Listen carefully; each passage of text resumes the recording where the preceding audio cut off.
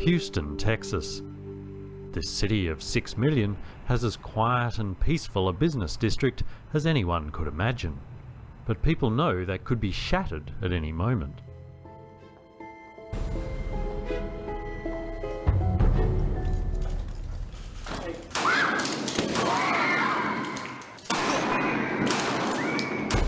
If you were ever to find yourself in the middle of an active shooter event, your survival may depend on whether or not you have a plan.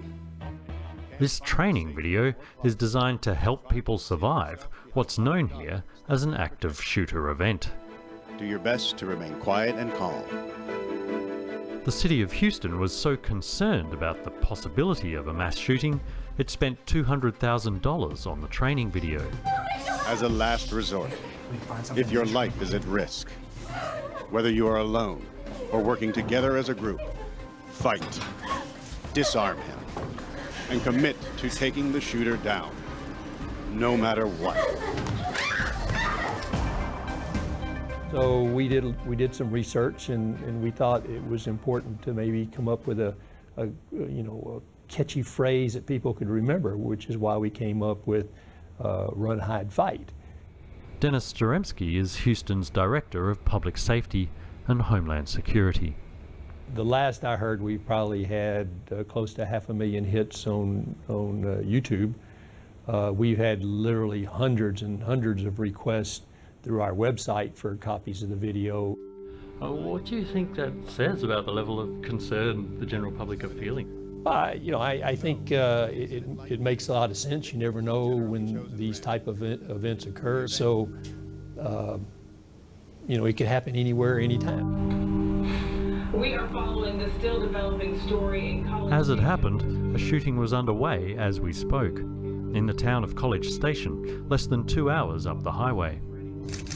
Officer Bachman was shot by the residence, Thomas Caffell, in the front yard of that residence. Caffell then began shooting at other victims in the area and at College Station police officers as they were approaching the scene.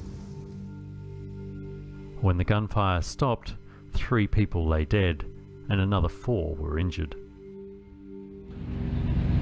The shootout took place just 2 blocks from Texas A&M, one of the country's largest universities, and as night fell, students gathered for a candlelight vigil.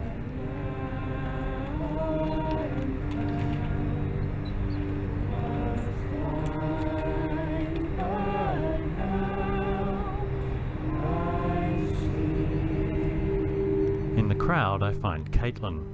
One of the men killed today was a friend of her father's, and it's left her understandably uneasy. I guess for the most part, I feel like it's gonna happen anywhere.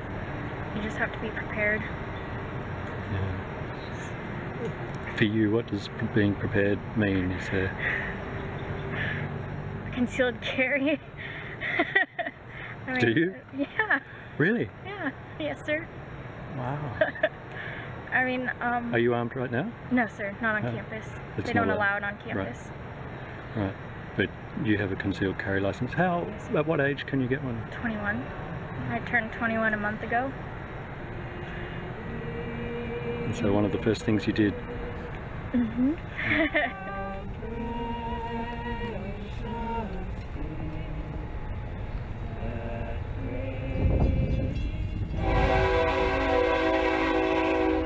The urge to take up firearms to defend oneself appears to be taking hold across the country. In Colorado, gun sales have soared since 12 died in the movie theatre massacre, and nationally sales are up 20% on last year. Almost everyone here, it seems, has grown up around guns, and many say they need them to feel safe. And then most of the time, I carry the Springfield XD subcompact in 9mm. It's a smaller firearm. At her home on the outskirts of Austin, Sharon Cundiff shows me the collection of small handguns that she and her husband are licensed to carry, concealed under their clothes. I do use this one as well, sorry, for dresses. Sharon grew up around hunting and guns and describes herself as a shooting mum rather than a soccer mum. Concealed carry, They say amongst each other, we say, always carry, never tell, 24/7. Two things. One, you never know when the bad guy's going to show up. And two, it's my way of supporting the Second Amendment. It's my way of saying, this is my right, I'm going to practice it. As the former education director here at the Austin Rifle Club, and as a certified trainer, she loves to pass on her passion for gunpowder. I call it my gospel of shooting sports. I preach and teach the gospel of shooting. Hallelujah! So I love to teach, and I love it when they take that first shot, and it's beautiful. I get such a high off of that. Sharon says events like the movie theatre shooting in Colorado never cause her to doubt whether America's striking the right balance on gun control. Not a minute. Not a minute. As the story was unfolding, I kept praying and praying and praying. Please tell me there was somebody there that had a concealed handgun license and was able to take him out. And then when I heard that it wasn't, and it got so bad, it just broke my heart.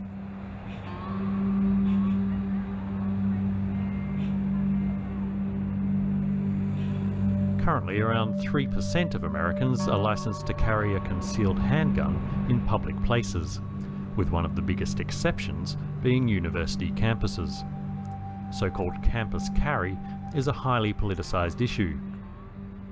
University shootings have a long history here. The nation's first was carried out from this clock tower at the University of Texas at Austin back in 1966. It left 13 people dead. John Woods is a PhD student here. The vast majority of students don't want guns in classrooms. John was a student at Virginia Tech 5 years ago when a lone gunman stalked the campus, killing 32 people. When the shooting stopped, John's girlfriend was among the missing. You find ways to convince yourself that something else has happened. You know, maybe she's being questioned by the police or something, or, you know, anything. Maybe she's in a hospital and they just got her confused with somebody else. But later that night we got the call, and the news wasn't good. John lost 4 other friends that same day. She and I dated. 3 weeks later, he graduated from college and headed to Austin to begin his PhD. A few months after I moved here, lawmakers here in Texas started saying, we want to prevent another Virginia Tech by forcing colleges and universities to allow guns in classrooms. Twice now, Republicans have tried to repeal the state's ban on campus carry. John Woods has been part of the lobbying effort that's defeated the measure both times. With lawmakers, it's just about, honestly, it's about marketing. If you can market guns as a firearm manufacturer, if you can sell more guns to college students, then that's good for your bottom line. And firearms manufacturers dominate the NRA board. Most students, because of what they perceive from television or whatever, they perceive a firearm as a dangerous implement or a tool. Those that know how, of course, to use firearms responsibly, they see them as just another tool. Neat thing about a Glock is how simple it is. Steve Hall is executive director of the Texas State Rifle Association, which has been lobbying for campus carry. Steve insists that civilians pulling out weapons would not increase the danger in an active shooter event. In fact, it's just the opposite. Data would support the fact that if in many cases where you have a situation of threat, it could have been disarmed had somebody been carrying a concealed handgun license and knew how to use it. I spent a really long time after the shooting studying it, talking to people who'd survived, to people who'd been there. None of them thought that guns belonged in classrooms. None of them thought that if they'd had guns, that things would have been any different. Some of them thought that if they'd had guns, things could have been worse.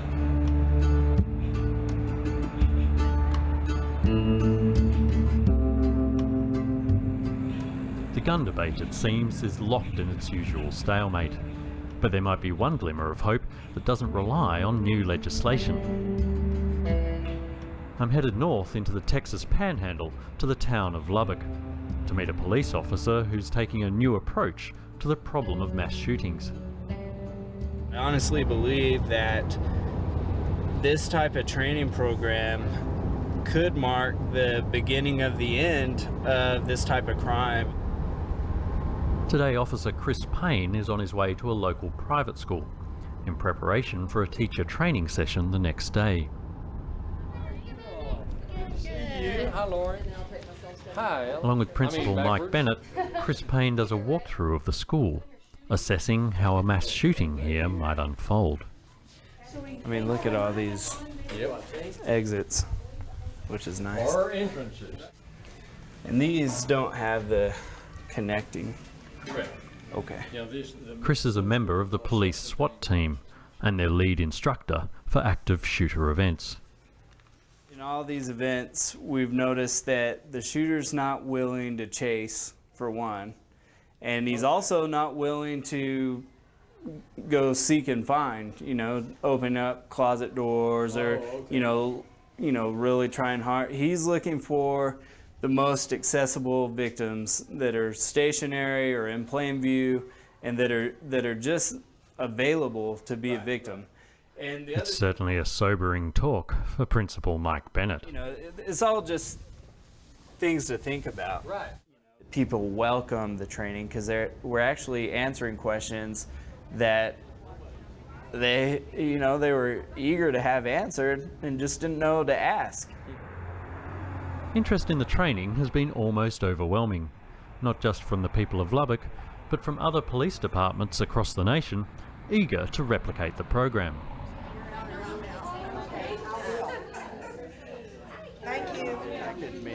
The next day, the school staff gather for the training session. An active shooter begins with the first shots being fired, right? That's the nature of the call. Chris estimates police response times in Lubbock to be 3 to 12 minutes. And it's this crucial time before help arrives that he's focused on. So if that's the case, the first victim or first couple of victims have no say in the matter. But everybody else does, right? Everybody else does.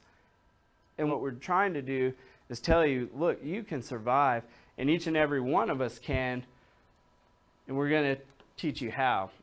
To set the scene, Chris plays a recreation of the shooting at Columbine High, based on real-life CCTV footage.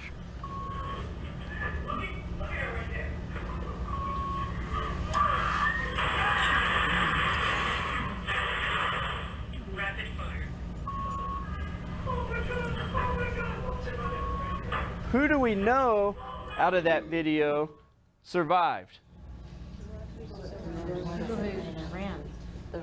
The ones that were running, right?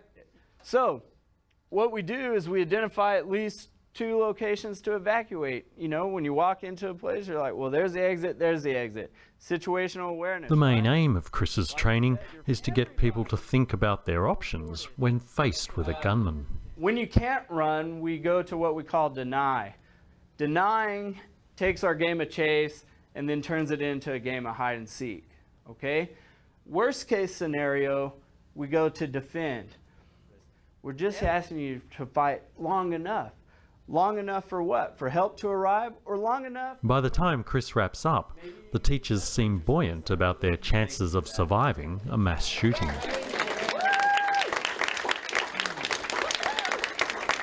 I always thought that I would sit there and, you know, lay on the floor and play dead, but now I realize maybe that's not the best solution, and go. I feel like I have more options than just hiding in a corner.